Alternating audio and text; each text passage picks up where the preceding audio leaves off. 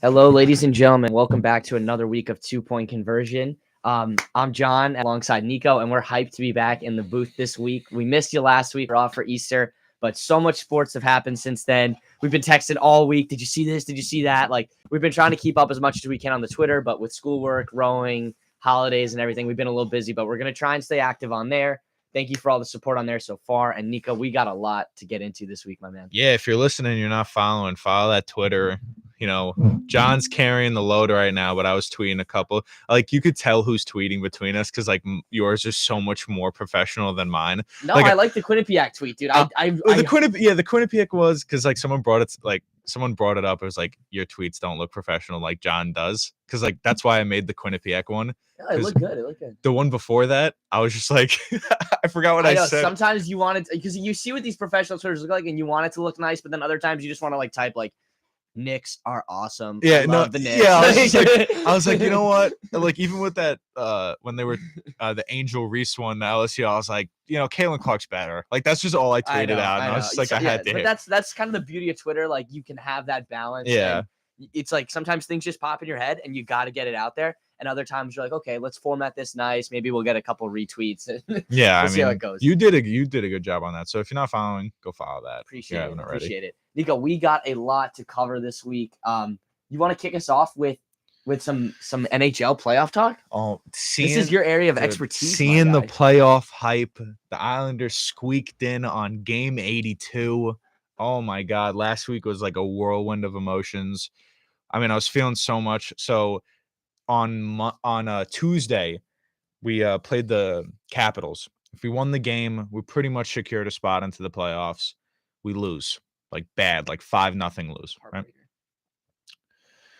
So what we need to happen at that point is we need the Penguins to lose one of their next two games and for us to win our last game. The Penguins are playing the two worst teams in the league. I'm not kidding, 31st and 32nd. They're both fighting for the first pick in the draft. Yeah. And we're like, there's no way they're going to want to lose.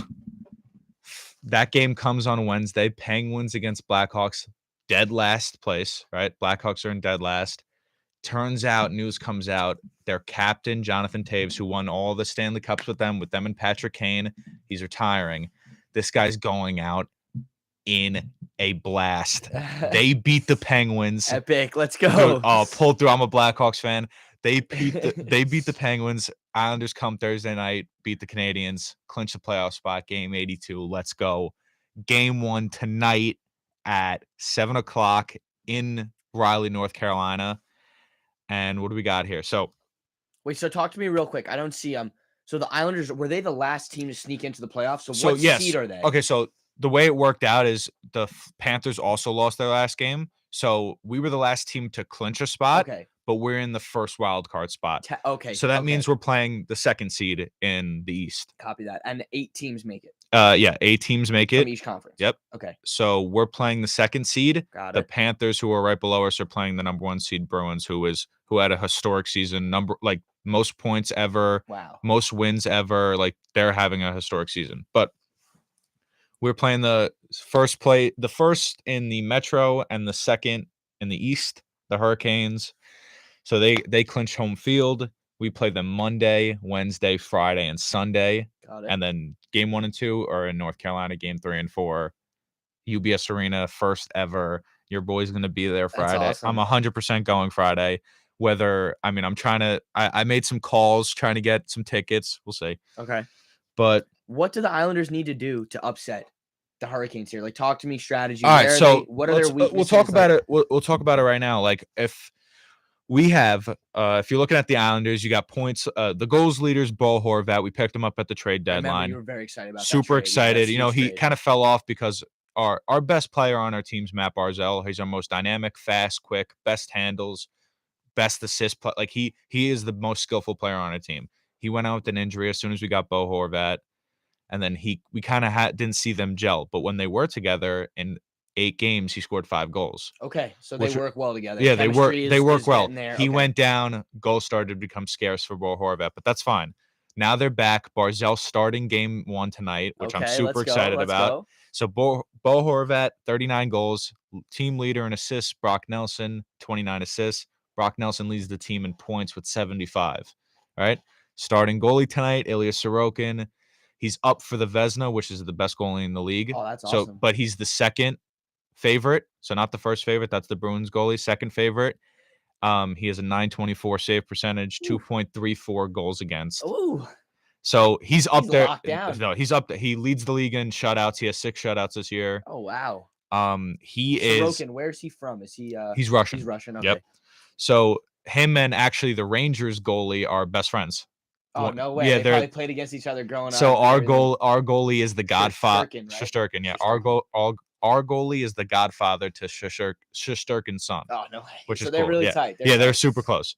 So and they're both phenomenal. Sorry, one question. Did Shesterkin win the last year? Okay. Shesterkin won the Vezina. Sorokin again. Okay. Last season, Sorokin came in second. Oh, this year, okay. he's in second again. All right. So it's consistency, but so he has Vezina consideration, second place, and a lot of people in the past week have been putting him up for the Hart Trophy, which is the MVP of of this thing. It's kind of hard when you have players like Connor McDavid. Like McDavid had a historic season. Yeah, he has like 155 points this year, which is he led in goals, led in assists. But the way people are like kind of putting the argument is like who's more important to their team, because the Oilers have a really good offensive team around McDavid too, but he's phenomenal. Yeah. The only reason the Islanders are in the playoffs is because of Ilya Sorokin. And that's without a doubt. Like he is our rock. Without him, our defense crumbles. Without him, whatever. But the keys to looking forward to tonight, especially, is we have the Palmieri, Nelson, Engvall line, right? Those 3 players have been, in the absence of Matt Barzal, those players have been absolutely insane. We got Engvall at the trade deadline. I brought it up to you when it happened. I was like, I don't really know about anything about this guy. He's kind of like a low end, whatever. Okay. Like he'll play some games. This guy's a star. Like he came in, he was absolutely performing. He's doing great. The problems coming in for the Isles, terrible power play. They are the only team in the league that has the only team in the playoffs that has a worse power play than like 15th place or something like that. We are the 30th worst power play unit in the league. That has to do with Barzal being out. We do have a lack of offense, but the way they play is like, if you see a lot of hockey games, like fast paced, quick, a lot of puck moving, the Islanders don't do that. They're very defense oriented, very checking, dump the puck, check bodies, like physical. Okay. That's the way they play. It's a lot of people call it boring. Okay. Yeah, a lot of people call it boring, but like that's just the way they play. That's the way they work. On the other side, they are playing a really good Hurricanes team. Like this team is defense. We talk about our team being defense. Their defense is locked down. Number 1 defense in the league with goals allowed. They have and their offense is crazy. Their goaltending is insane. You got Sebastian Aho, 36 goals. Leading assists and points is Martin Necas. He has 43 assists, 71 goals. Frederick Anderson's their starting goalie, but I think I saw this morning that they are starting their backup today because he's been playing better recently. Okay. So he's starting. And the keys to them are just like their strong defense. They can lock down a game even if their offense isn't working. Their goaltending's phenomenal. The only thing problem that they're coming into this week is they have a bunch of injuries. They lost one of their best right wingers, Andrei Svechnikov, out for the season. Teuvo Teravainen is also, I think, day-to-day. Jesse Puljujarvi is also day-to-day. So they're coming into the playoffs injured, but they are also coming in as one of the best teams in the league. So we can expect, based on what you told me here, like unless there's some crazy adjustments made or the coaches are going to try different strategies, like this is going to be hard-nosed, physical, defensive-first hockey series. Yeah, I mean, the way it looks like, if the Hurricanes do have more of an offensive edge, but it's going to be mostly defense oriented. I think it's going to be who can shut down the other team and capitalize on mistakes. It sounds like is what it's going to be. It's going to be very physical, stay healthy. I'm excited for this, Nico. I'm excited for the first playoff so series excited. At UBS. My boy's all dripped out in his Islanders. Oh yeah, today. I mean, I got the hat on. Dude. I got the sweatshirt on. I'm super excited. So many New York teams in the playoffs. It is awesome. It's the first time since I think '93 they said that both hockey teams made it, both basketball teams made it, which is pretty exciting. That's awesome. So yeah, we got that coming up. We'll see how, tonight goes. Next week, the series would be if the series goes to a game 5, I'll let you know on Monday. Okay. But game 4 is on Sunday, so I'm just hoping we make it past game 4. Like I just don't want to get swept. Nah, stay positive. I mean, Stay positive. we obviously aren't the favorites here because we're coming in at a wild card spot, and they are one of the best teams in the league. But you never know We've what can seen happen. crazier things happen You've before. definitely We've seen crazier crazier happen things. before. Another crazy thing. I know, like maybe you know about this little rivalry over here, Rangers Devils. I know a little something about that. That is a rivalry that runs deep in New York City. Dude, this is if Rangers Islanders are a rivalry, this is a bloodbath. These two teams get physical, get rough. They are both playing fantastic hockey right now. Both teams. I mean, they are both offensive powerhouses, right? They're good all-around teams, absolutely, but they're offensive powerhouses. You got on the Rangers side, Zibanejad with 39 goals, Panarin with 63 assists, 91 points. Shesterkin, 916 save percentage. She's 248 goals allowed. He's having a little bit of a struggling year than he did last year. He was phenomenal last year, but struggled. Yeah, we'll need him to turn it up for the playoffs. Yeah, there. absolutely. You got your additions coming in at the trade deadline who have been kind of working out. They found a way to fit Patrick Kane, Vladimir Tarasenko, fast offense, one of the best power plays in the league at 5th best, 4th in goals allowed. It's an all-around great team. And on the other side, it's so evenly matched. Like the Devils, like Jack Hughes leads in every single category. He's having a phenomenal year. Yeah. He actually broke the Devils single season points record. He has 99 points. He has 43 goals, 56 assists for 99 points. He is the number 1 goal scorer, number 1 points in Devils history for a single season, 99. Wow. Phenomenal, yeah. They just brought up his brother. So his brother's also playing with him at the same time. They scored their first goal together last week when they called him up. They have 4 players over the 70-point mark, which like some teams don't even have 1 player over the 70-point mark, and they have 4. Like Jack Hughes, Jesper Bratt, Nico Hischier, Dougie Hamilton. Like these are all players that have 70+ points. They have the best penalty kill in the league. Their defense is great. Goaltending is struggling, but their defense in front is making up for it. And the only thing that is a kind of a toss-up is and what they need to work to beat this very all-around Rangers team. They need their acquisition at the trade deadline. Timo Meier, he is one of the best players in the league. In 21 games with the Devils, he's only scored 5 goals. Hasn't really found his groove yet. Hasn't really. Jersey. I mean, okay. He's making pretty goals. They just, I guess it's so talented across the board for that team, so young and talented that they're looking. He needs to fit in somewhere, and he needs to find his role, whether it be assists, whether it be goals.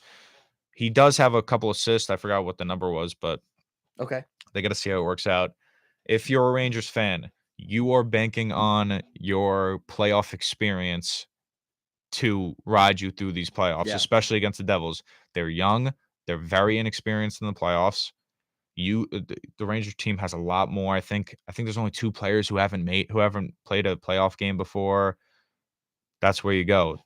Devils are favorited, and then for the Islanders, the Hurricanes are favorited. So New York, a little underdog story coming out of here right now. I like that you talk about that experience, and like I think the trade deadlines for the Rangers. I know Patrick Kane won a championship or 2 with the Blackhawks. He won 2 with the Blackhawks. Yeah. So that's like you get the star player, but not only for what he can do on the ice, but how he's going to help lead this team mentally, help them stay healthy, recovery, all that stuff that's underrated that doesn't show up on the stat sheet. Sorry, 3 championships. Three Stanley Cups. He's been around the block. He knows what it takes, and that's like the stuff that I was just saying. Like doesn't show up on the stat sheet, but is extremely valuable. And you can't really put a number on it, a price on it. My boy Joe said, "Go Cats." I mean, they're playing the league. The Panthers are playing the league. He's a Panther fan. Okay. They're playing the league best Bruins. Like I said, historic season. I mean, they're in trouble. Who do you like? Who do you like in each of these matchups? In all the playoff matchups? No, first of the 2 you discussed. The Islanders. I'm biased. I'm gonna go Isles just because I feel like this team. We've done this before. Like we've been in the playoffs. This team specifically, there's a couple different pieces that are different, obviously, but we've been in it before. I think we have a lot of experience in the playoffs, going deep, especially. I like the Islanders. For the Rangers Devils series, Islanders in 6. 6. Okay. Isles in 6.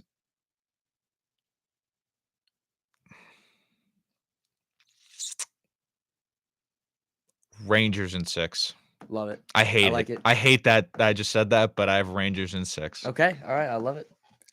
So yeah, that's Exciting stuff. And I mean, I'm super NHL excited. playoffs. Tonight is Isles Hurricanes game 1. Tomorrow's Rangers Devils game 1. It's weird because like obviously my girlfriend's a huge Ranger fan. Like her and her family are huge. So like every day is hockey now. Like I'm here, then there, then back. It doesn't Then stop. it's Yeah, not gonna it doesn't stop stop. until someone goes, which I'm excited for. But also like forget about hockey for a second. We got NBA playoffs, Knicks, Electric, Cavs. Dude, electric, yeah. how'd you feel watching that game? Okay, so we were traveling for rowing this weekend, and I'm looking at my watch the whole day. Like, just gotta make sure we're back at the hotel, settled in. Yeah. Food in my Early stomach. games. I mean, honestly, I didn't realize it 6 until o'clock. 6 I know. I o'clock thought it was game gonna be start. later. So I'm looking at the clock all day. We get back. I eat so fast. I'm like, gotta get back up to the room. And me and a couple guys threw the game on, and the Knicks. I loved the balance and adjustments from the Knicks. It wasn't that heavy minutes for the top guys. It was like, we're going to give minutes to the guys that are playing well. So let me run you through some of the numbers first, and then I'll give you some of my thoughts real quick. Knicks take game 1, 101-97, close game, but I felt like we were in control for most of the game. Jalen Brunson, phenomenal game, 27, 2-2, clutch shots again and again and again. And I don't have the number in front of me, but I'm pretty sure he scored something like 19 or 20 of his 27 in the second half. He had a little foul trouble in the first half. He came out, was lights out in the second he half. had like I think it was like 2 minutes in he had or 2 or 3 minutes in he had 3 fouls. Yeah, 2 or 3 fouls. Yeah. And honestly, like I know like a lot of people bring that up, like the foul trouble. Some of them are like kind of like soft fouls, I would say. Like they were soft, Yeah. especially Couldn't agree with all of them. Especially when like Donovan Mitchell's going to the rim, like they're gonna want to call those fouls. But I think it was soft, especially early in the game. Like when you want to, I guess they were trying to set a precedent, but Okay, yeah. I don't know. I didn't really And agree and with all every those. officiating crew is different. Some let him play more than others, but Thibs managed it very well, gave some other guys some minutes, and Jalen Brunson came out in the second half. And we saw this last year with Dallas, and I think this was a big reason why the Knicks front office wanted to bring him over, is how well he performed last year with Luka in the playoffs, and we're seeing it again and again. Yeah, I mean, he didn't play for the last, I think, 9 minutes of the second half. I think when I was watching, they said that he came in, he knew what he had to, so he had to stay out of that foul trouble, obviously, coming into the second half. And the way that Tibbs like manages the bench, especially with Hart, like Hart was playing a great game. Yes, yeah. And I want to know your opinion about like he was kind of wobbling towards the end when he like came down on that ankle. I don't know. It's going to be a physical series. Even though like Evan Mobley didn't have a great game, he's still a big body presence. Jared Allen is not easy to finish on. Like, you're going to go in the paint against those two guys, you're going to get rocked. You're going to get pushed around. There's going to be some hard fouls. And I saw some of the Cavaliers guys too, like get picked off the floor after a foul.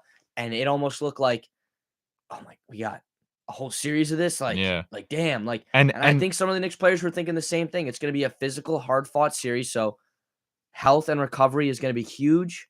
2 days off is big here. I don't know why the NBA scheduled it like this. I mean, maybe stadium conflict and Something like that. something's happening during the games, but I think that's just what they're doing. Okay. Like, I think it's always 2 days, which I don't really get, but I think they're gonna need it. Yeah, I think they're for definitely sure. gonna need it, especially like when you see especially starting out game 1, like the Cavs were pushing hard defensively. Like I think I saw like 4 steals in like the first quarter, like wide open in the lane steals and going to the rim, bodying fouls, contested shots all around. Like even at the 3, like contested shots, physical shots.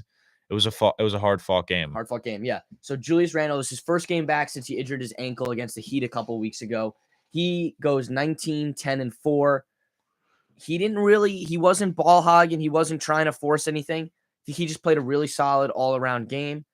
Josh Hart stepped up big, like you mentioned him, 17, 10, and 2. RJ Barrett was struggling. And at times this year, we've seen Thibs kind of stick with that heavy, like the starting five. He gives those guys a ton of minutes. Josh Hart off the bench ended up with more minutes than RJ Barrett, which I liked. I think we needed to make that adjustment. Well, yeah, I mean, you saw early that RJ was kind of getting cold. Like, he was missing his shots, and he wasn't like Hart's more of a physical player, and I think against the Cavs, you have to play more physical than RJ was. Like, 100%. and he did seem like he was hobbling at the end a little bit when he did like land on his ankle, kind of funny, but he kept playing. Like, they didn't even take him out. He's tough. He's a tough player, and I love that out of him. He's tough, and he's big, like team first guy. You see him sacrifice, laying out. Like, love what he brings to the squad. Absolutely. On the Cavaliers side of the ball, Donovan Mitchell, 38, 8, and 5. And it's like when he puts up numbers like that and we can get a win, I'm like I'm sweating. How great would it have been if we had him? Sorry? How great would it have been if we had him? If he came to the Knicks in the offseason, Hey man, we're up 1-0 on him. I know. I'm not saying that, but like, I can't lie. I wanted him, and I wanted them to give up quickly and everyone and everything. But now I'm looking at this Knicks team, and I have a question right now. In a hypothetical scenario, if you can go back, would you have given up RJ for him? Straight up. 100%. Yeah. 100%. But they wanted RJ quickly and like 5 first-round picks. Yeah, that's it was a lot. It was betting our whole future on Donovan Mitchell. What did the Cavs give him? What did the Cavs give? 6 first-round picks. Walker Kessler. Jesus, 6 first-round picks. It was a lot. I'll pull it up. I mean, I just don't understand. Like, I guess that's the way like the NBA is kind of going. Is like they are trading if you want that star player, you're gonna have to give up a bunch of first rounders. Okay, Colin Sexton, Lauri Markkanen, Ochai Agbaji, 3 unprotected first-round picks, 25, 27, 29, and 2 pick swaps in 26 and 28. So essentially 3 first-round picks, and then they have the option to swap 2 in more the years, of those. Yeah, that they don't have the first-round picks. Yeah. Okay. So it's So, and Lauri Markkanen had a great year. What a trade that was. So they basically, they trade 1 player away for essentially 4 players and then 5 future players. Yeah, it's a big time haul for the Jazz. But that's, like you said, that's what it costs now to do business. If you want that superstar, you should not expect to have a first-round pick for 4 or 5 years. And that's just the reality of it. That's what the NBA has come to. I think that's absolutely. I think that's insane. Like Dame Lillard, what is Damian Lillard going to go for? Like, he's not going anywhere. I don't know. We brought this tweet up. I know we talked about it 2 weeks ago. We talked about this, and we brought up what he had to say about it. He said a couple weeks ago, and he said, "I don't know if I could wait around for these guys to develop like 2 to 3 years." Like, yeah, but I just don't. I don't see him leaving the city of Portland. Like, I don't see him going anywhere. We'll see. I want to stay focused on the Knicks here because we're getting a little off topic. Yes. I have some thoughts here. Big adjustment for Thibs. It's kind of hard to explain how he does it, but if you're a Knicks fan and you watch Knicks games this year, you know that Thibs runs a 6-7 man, rarely even an 8-man rotation. It's usually 7 guys. Quickly comes off. Maybe Obi gets a couple minutes. It's a small rotation. And to see Obi Toppin get 14 minutes, have a +12 plus minus was huge. Bring him in. I mean, Obi during the regular season, he was seeing like 4 to 5 minutes a game. It was tough. And he brings a hustle off the bench, a big alley-oop guy, a guy you have to watch out for. So that was awesome to see Obi Toppin get in. And then the use of Hartenstein I thought was phenomenal too. He and Mitch basically almost had the same amount of minutes. Mitch had 4 more minutes than him. Yeah. But Hartenstein played really well. He's been passing the ball well. His stock has been going up and up and up. And to start the year, he kind of struggled to find his role. Me and my friends would always joke that he just does that tip out. That's like all he does. The tip out, he just tips it out. Yeah. And I'm like, oh, like Hartenstein, I'd love to see you try some new stuff. Like, and he has been, and it's been working really well. Even you bring up the tip out, but also like I think it was really towards the end of the game. I remember it. I think it was the Knicks' last possession of the game where there's 7 more seconds on the game clock than there is the shot clock.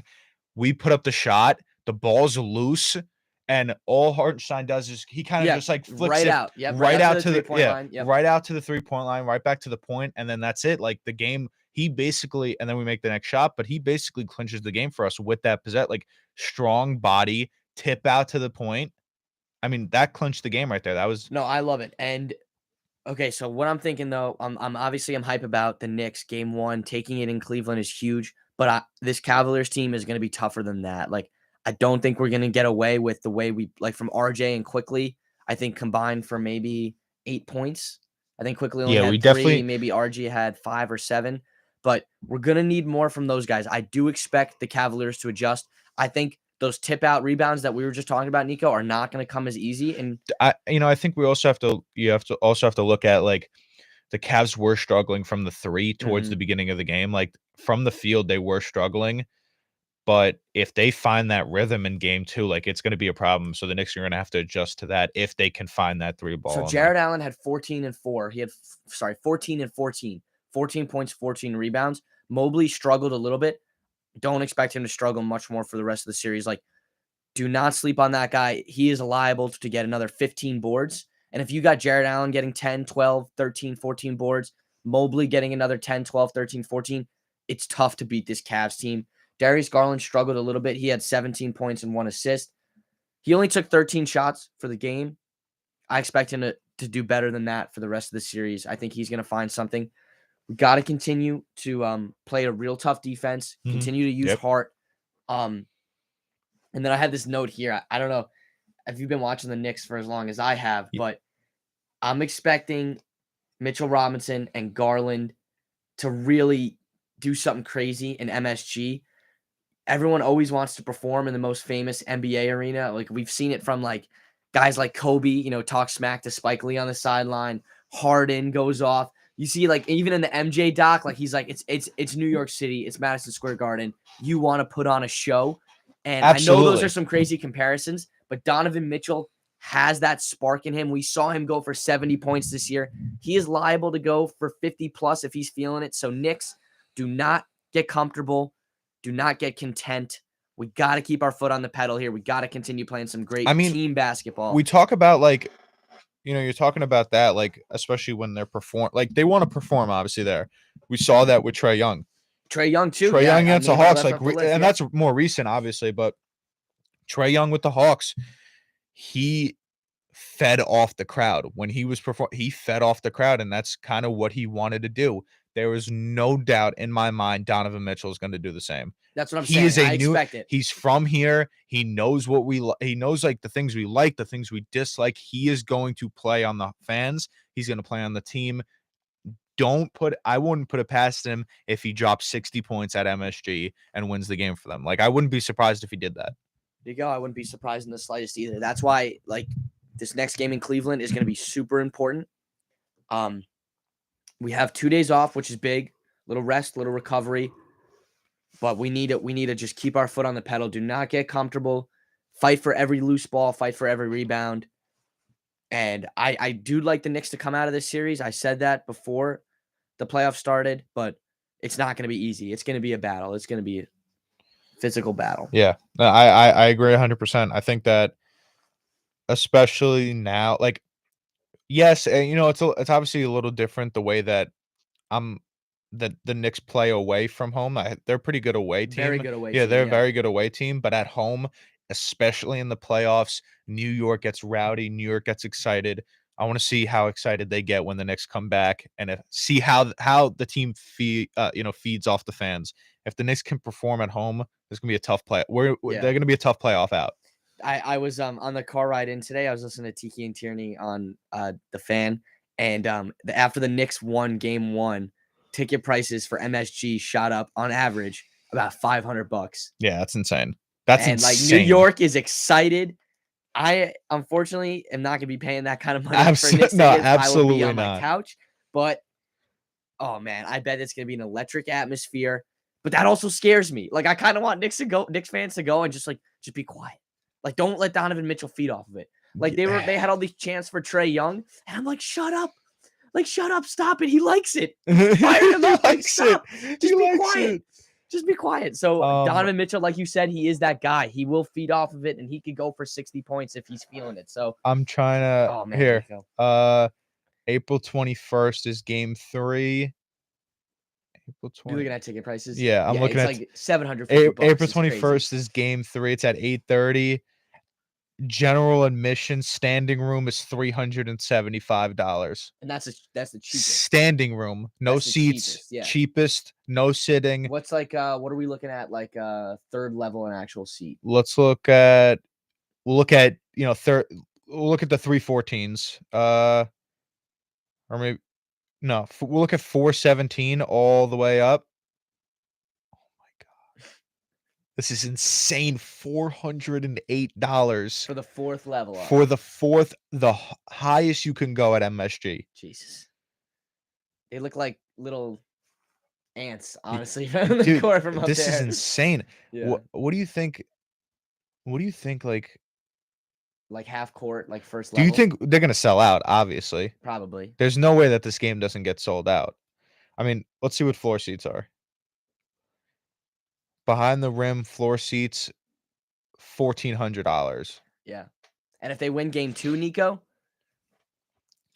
through the roof. Go Through the New roof. York, It's gonna go be New crazy. York, go. Go New York, go New York, go. All right, moving on. I love the Knicks. Great. Oh, I'm so excited for these playoffs. Moving on.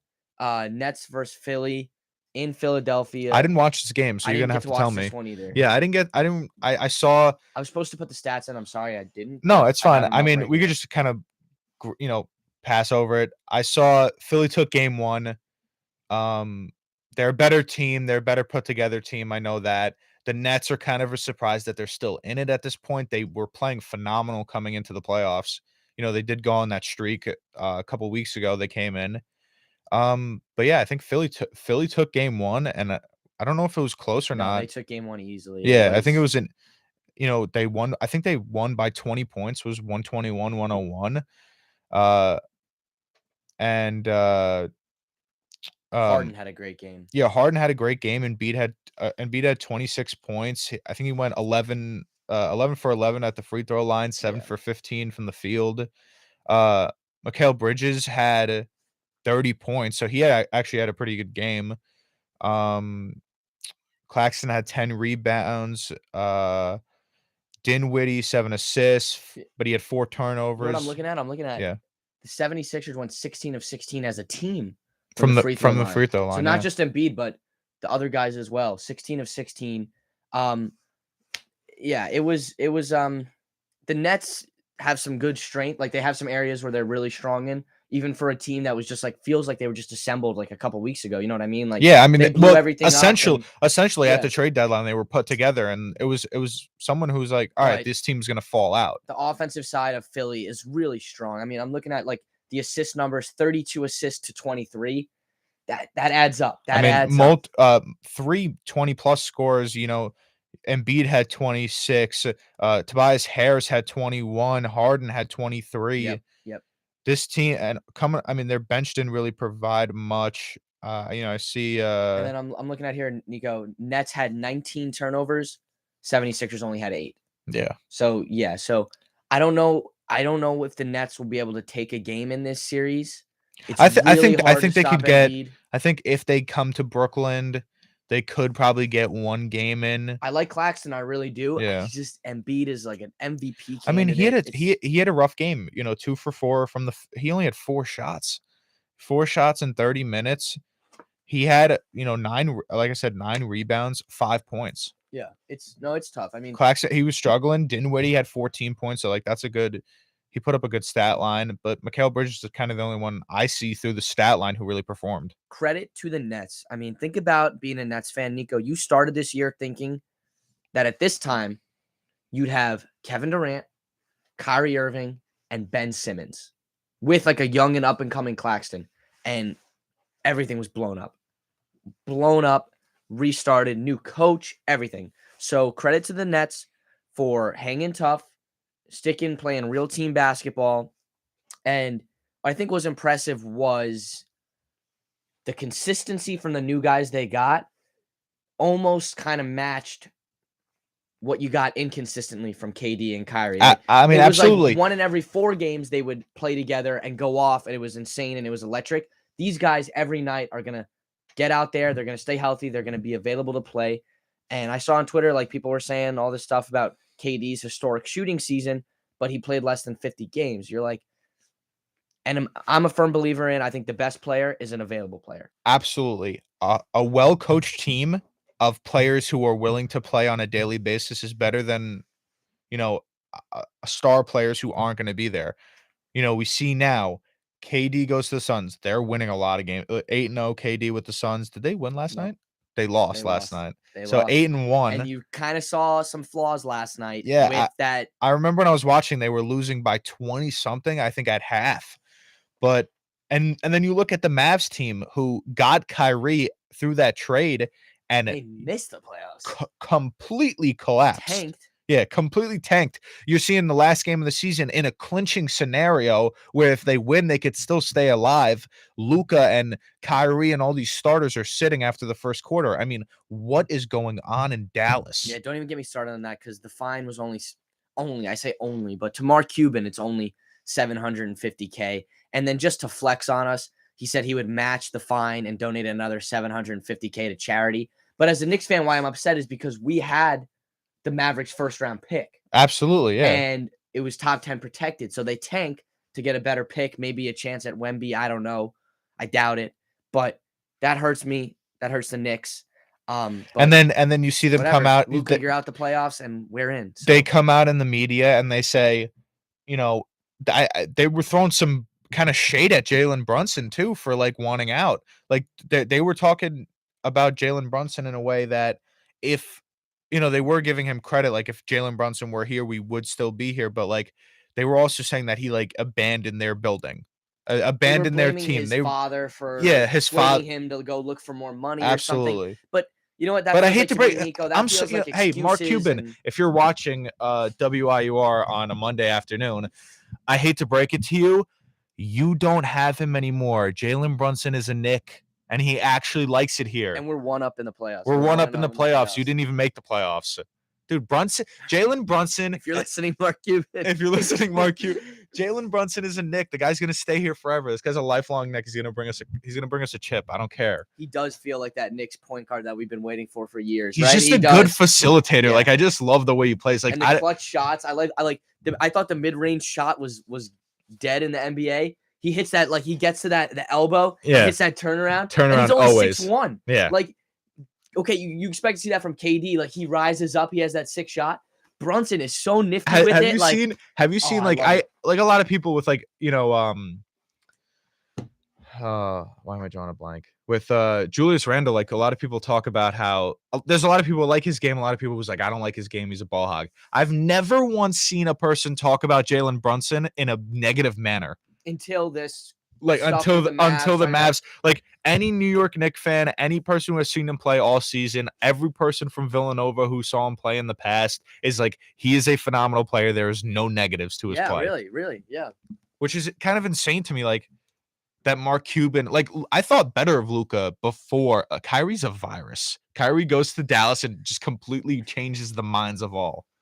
This guy's a virus to the entire NBA. I don't know. I don't want to get into that whole right now. I'm getting juiced up because I'm reading the next topic that we have, and we can move on. Like, what do we need to do to get Giancarlo Stanton to not get hurt for 5 weeks out of the year? Hold on, I had a question posed to you before we go to baseball. Go. We'll get to baseball. I'm frustrated at this point. Last topic on the NBA, and if you're listening, we do have one listener. We appreciate you. Who's after watching every team play at least once so far in the playoffs? We have Game 2s tonight. A couple teams play Game 2 tonight. Who do you think is coming out of the East, and who do you think is coming out of the West? Real quick. Doesn't have to be you don't have to stick to this, but just after seeing some highlights, maybe if you were scrolling on Instagram, who do you like coming out of the East? Who do you like coming out of the West? In general? Like just in general. Give me one team from each conference. Who do you have?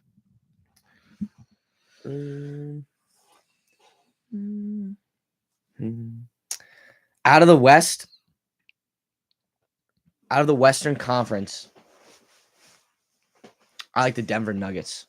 I know it's a star-loaded conference, but they easily beat – I forget who they played. They played the Wolves. Yeah, the Wolves only scored 80 points. Jokic they beat it by 30. Yeah, it was a great game. And I know, you can never count out LeBron. You can never count out KD. But this Nuggets team this year, KD, who knows what's going on with his arm? Like, and I know Steph and Clay, but them losing game one, blowing the lead to the Kings, I was like, had me a little hesitant because they were my pick before. Can I be honest with you? Speaking about like, I was gonna say it, but I wanted you kind of go first. Like, out of the West, like, I love the Kings. Yeah. Like, I really do love the Kings. Like, Yeah. they came back. You might say like the Warriors probably blew a lead a little bit, but like Kings came back. They're a team that's like I'm just so excited. Like, they're young. Yeah. Obviously, De'Aaron Fox, 38 points. Malik Monk, 32 points. Like, they're exciting. They are Like, an exciting team. I would say like Denver's a powerhouse, obviously, and they're super, talented.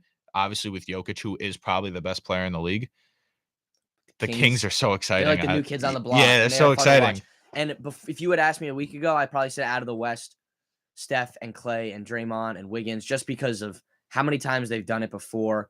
And Steph is so impossible to guard when he gets going. But the Kings look good. I don't know who will take that series, Kings or Warriors. It could go either way. But I think when it's all said and done, I think the Nuggets represent the Western Conference in the finals. And then out of the East, I think the Knicks do it. I think the Knicks come out through the East. I think they do. I think when you're looking at everything, I think the Celtics are frauds because I hate Boston. Yeah. I think the Bucks are in absolute huge trouble if this if this Giannis back injury continues. He went down. It did not look good. And he was grabbing game one, and they beat the Bucks before in a 7-game series. I don't want to jump to conclusions, but yeah, that injury did not look good. Apparently, he's trending towards playing. Yeah, I saw that it is good, but if that continues to be aggravated, like, that's a problem, especially for, the Bucks, who that is the best player probably in the East. I would say he is the best player, but you look 76ers, great team. I think Harden cannot win anything. I think the Cavs are going to lose to the Knicks. I think Brooklyn's going to fall apart eventually, and everybody in the play. I think best case scenario for the Knicks, the Heat somehow beat the Bucks, and because there's no reseeding in the NBA, it just goes based on the bracket. The Knicks would get the Heat. We beat the Heat, and then we got Boston in the Eastern Conference Finals, and we beat them. And we beat Boston, and then we move on. Knicks Nuggets Finals. Or Knicks Kings. I like that even more. That'd be so much fun. Jumping to like such big But I know you're itching to talk about baseball. No, I'm not itching to talk about it. Giancarlo Stanton is gonna drive me crazy. Can we focus on the good stuff? No, we're gonna focus on the bad stuff first because I just want to get this out of the way first. Out of the way. Giancarlo Stanton is like, he shows up to spring training. He's like, I feel good this year. I'm going to try out new things. I'm going to play the outfield more. And then April 15th comes around and he's like, oh, I'm going to be out for the next 2 months. Dude, the guy's like walking down the stairs out of the dugout. He pulls a hamstring, grade 2. He's going to be out for 4 to 6 weeks. Walking down the stairs. This guy hates playing baseball. Like, I want to put him at the DH spot. Everyone's saying like, oh, like, just put him at the DH spot and pinch run him every time if he's going to hurt his hamstring every year. This guy's the most injury prone person. I get it. You're 6'6". You're 40 pounds of pure muscle. Can you do some stretches before the game, please? Why does it feel like our training staff is the worst in our physical, like our trainers? Because are like the worst in the MLB. You know why? Why does it feel like all our big name guys are always getting hurt? Because not every team is dealing with 2 6'8" gorillas. Like, these guys are absolute towers. Judge and Stanton are like working on 3 different people at one time. Their muscles are triple the size of yours. Like, I'm serious, dude. They're huge. Stanton is a absolute unit. I don't think they stretch in the locker room. I don't think they stretch before the game. The guy's hurt every April, May, and June. He comes back, and then he has a good offseason. It's a constant cycle that he's always going to do, and I'm sick and tired of it. I know. We need Giancarlo to stay healthy to really round out this roster. And, yeah, the injuries stink. I'm not too happy about that. But, dude, it's part of the game. We could get more positive. Rodon's coming back at the beginning. It got pushed back a week, but he's still coming back in the beginning of May. Donaldson's rehab start is on Wednesday. Okay. So he's coming back. Bader is also coming back in, I think, a week or two. So that's good. You see the team coming together. Need Bader for the We bottom. love, Lineup, you're seeing the team come together. Cole's pitching out of his mind. Nestor's pitching out of his mind. Herman has a good start. You see everything coming together, and then Stanton wakes up and pulls a groin, and then he's out for 4 to 6 weeks. Absolutely ridiculous. I know, but for a moment here, let's focus on Garrett Cole. Through 4 starts this year, Garrett Cole, 28.1 innings pitched, 13 hits allowed, 3 runs allowed in 4 starts, no home runs given up, 32 strikeouts. And this is not a typo. Through 4 starts, he has a 0.95 ERA. He's cracked. He's pitching like the Cy Young Garrett Cole that we know. He is that guy. First complete game shutout since 2021 season. That's our ace, Nico. And I know I was pulling up some receipts this morning. I said he was going to have a big year. I said the pitch clock was going to help him, and he's just been pitching out of his mind. Leading the league in wins, tied for first place with 4. He's got, obviously, because it's the 4th time around the rotation, he is leading the league in quality starts again with 4. He's also second place in strikeouts, only trailing by 1 strikeout. Who's number 1? Did someone have like a crazy 16 strikeout game or something? Let's see. Where is that? Strikeouts. Pablo Lopez has 33 strikeouts of the Twins.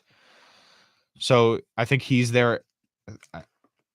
No, he's not. No, he's just like, he has crazy amounts of strikeouts for only 2 starts. Yeah, no, I've seen Pablo Lopez being used in the show, like in MLB The Show. He's a big strikeout guy. He has 3 starts, and he's got 33 strikeouts. Yeah. So 1 more than Cole. ERA, Cole is 5th place in ERA, but that'll get adjusted over time. Yeah, obviously, because like Shohei has like 0.47, which is absolutely absurd. But I don't think he's pitched 4 starts yet. Yeah, and speaking of Shohei, Nico, we got a big series coming up this week, starting tomorrow against the Angels in the Bronx. And Yankees are one of 2 teams. I think there's 2 teams left who still haven't lost a series. Yeah, that's huge. Which is huge. Even the Rays, with that historic, almost historic, almost historic. They started out 11-0. They lost that series because they lost the next 2. Yeah. No, I love what I see from the Yankees, and this is like something that Aaron Boone doesn't get enough credit for. Like, he finds a way to win series. He makes the adjustments, has his rotation in just the right order where he gets those wins. So, and remember last year, Nico, they went on that crazy win streak in the summer. Like, it was nuts. Like, Aaron Boone, when the Yankees are winning, everyone loves Aaron Boone. But then when we're losing, we're the first to point fingers at him. Well, we got to give him some credit. Winning the series, getting the job done, and just steady throughout the season. He's going to win those series, and we're going to end up first in the AL East again, I think. I'm looking at we got a little revenge game coming to the Bronx this week. Gio Urshela plays for the Angels. Yeah. Right now, I think I'm trying to look right now in the regular season. What is he batting? Gio's usually a good average guy. He'll get on base for you. He'll play some good third base. He's got 18 hits and a homer, 11 strikeouts. I think he's playing good. I can't see what his batting average is. I don't know where that is. Weird baseball reference. Yeah. He's got 346 batting average, 442 slugging. All right. But is that who? Be honest. He's leading the Angels in batting average. Okay, but we talk about Angels. You got to talk about Mike Trout and Shohei Ohtani. I mean, I'm trying to not think about them because when you put Shohei, is Rodon back? He was suspended because he grabbed a fan and threatened to punch him in the face. Did you see that video? That video was funny. That's absolutely insane. Called him the B word, the fan, apparently. And then he grabbed him and he's like, "Say it to my face." It was kind of funny. Like, dude, you got to keep your cool, man. Like, it's not worth getting suspended for 5 games to show a fan that. How many? I'm trying to see how many in it because I'm looking at this 0.47 ERA by Shohei, and I'm trying to see how many starts he's had. Like in pitching, I think he's only pitched 1 game. I think he threw the opening game for the Angels, or maybe 2. How many starts does he have? Stats here. But you want to talk about that Domingo Germán incident, Nico, real quick? Okay, so obviously Germán, something I like to point out about the Yankees roster is I think the one weak before we go here, I think the one weak point is the rotation, Okay. especially with Rodon out and And we were expected to have Frankie Montas and then, Frankie yeah, no, Montas, and obviously you see Clark Schmidt move into a spot. struggling He's a little bit. struggling. We have Johnny Brito who just got called up. He's struggling. Herman was he's hit or miss, struggling. Brito. So after Cortez, you have Cole number 1 and Nestor at 3, which I think is a good idea. So you don't have them back to back, but there are 1 and 2, without a doubt right now. Herman comes in struggling in this first 2 starts. He pitches, I think, 4 perfect innings coming into right there, finishing the 4th inning with another perfect, I think, couple strikeouts, 6 or 7 strikeouts. And then he gets flagged down by the ump. They're checking his hands. They're looking back and forth. I don't think any substance was revealed. So they let him go and he goes back into the dugout.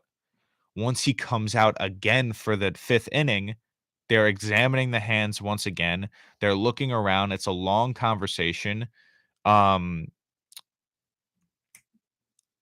Boone comes out of the dugout to start arguing with the ump, like what's going on. I don't know if we've gotten a full explanation about what happened. I think it was what I've heard, like, I on think it Twitter was and the stuff. residue from the resin ball that he had a bunch of powder on his hands. Maybe he was sweating. There was a bit of a weird substance. It wasn't a foreign substance. He wasn't thrown out of the game, but the Twins manager who came out to argue was thrown out of the game because they didn't throw him out. And I know people were not happy about that because, like, Herman was the one with sticky stuff on his hand. I don't think it was sticky stuff. I think it was sticky stuff that's allowed to be used. Like, they said I it was don't know. rosin from the bag. Yeah, who but knows if the one in the bag is powder, no? It's like a rosin. It's like a sticky kind of. Yeah, but isn't powdery. it powder? Isn't it not it's not liquidated substance? Like spider tack, if you ever look at spider tack, it's like a jelly. It's right? kind of like gel, like liquidated, like gel though, like sticky gel. This is resin's like either powder or maybe grain, just to make it a little rough so you can grip the ball a little better. I don't know. Like it's obviously weird. It was a weird scenario. Definitely, they were pissed off. They thought something was going on because he was just like setting guys down. He retired the first 12, 13, 14 guys, and he ended with a great line. I put the stats up there for you, Nico. He put up 6.1 innings pitched, only 3 hits allowed, 1 earned run, and 11 strikeouts. But weird, sticky stuff. And then anytime anything happens with the Yankees, it's going to get blown up way out of proportion because they're the Yankees. Like, I feel like if this had happened, Nico, in like Cincinnati, no offense, but we wouldn't have heard of it. But because it's the Yankees and because we won the game, you're going to hear about and it. Obviously, we're not. We are all, obviously everything that happened with Garrett Cole last season with the spider tack, people, a lot of attention grew from that because his ERA began to plummet. His spin rate plummeted because of that crackdown on spider tack. Yeah. Obviously, he was using it. I think it's a little bit more elevated, but nothing was found. They say he came out the next inning, pitched again, and they said it was all right. They said nothing happened. They said just clean off your hands and then you're fine. So I don't think it was anything that was malicious or foreign. I think it was just whatever he was using at the time on the mound. Okay, let me I finally was able to find that Shohei pitching stuff. He has 2 starts on the year. Hold on, no, 3 starts on the year. He's 2-0. He's got a .47 ERA. He has allowed 1 run in 19 innings. That's insane. Yeah. Wow. 1 earned run in 19 innings. We got to see what the schedule is for him. Is he set to pitch against the Yankees? That's what I was just about to ask. Let's see what the Angels pitching schedule is. Yeah, I hope not. And we'll see. No, I would love to take him on. I wouldn't love it. It's gonna be. When does he play? Let's see. Shohei is projected to start against the Yankees, I believe. The first game of the series, I believe. To be tomorrow night in the Bronx, 7:05. Oh, no. Yep, tomorrow night in the Bronx, 7:05. I think. And who are we putting out? Clark Schmidt? I think we're going to be putting out Clark Schmidt, and they're going to be putting out Shohei.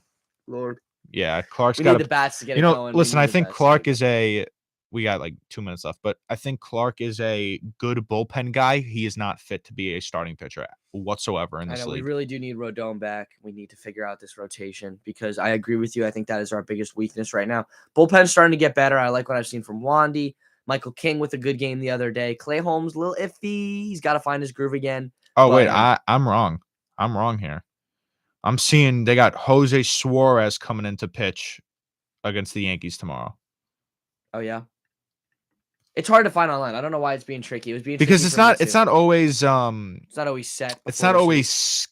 set because of what happens, and they don't really pitch. This could be something we tweet out tomorrow. We'll keep monitoring. Absolutely, yeah. Yeah. Check out the Twitter if you haven't already. We're gonna go now. Yeah, 'cause no, we're great running out show of this week, time. guys. This was But a lot of fun. if you guys are watching, whoever's watching, if you're not following the Twitter, please go check out the Twitter. We'll be tweeting about all the stuff that's happening this week and everything we talk about, especially game 1 tonight, which I'm really excited about. It's gonna be huge. Yeah. If you see a professional tweet, that's coming from John. If you see a more kid-like tweet, that's gonna be coming from It's me. all good. Thanks everyone for watching, and we'll see you Monday. Yeah, take care, guys. Have a good one.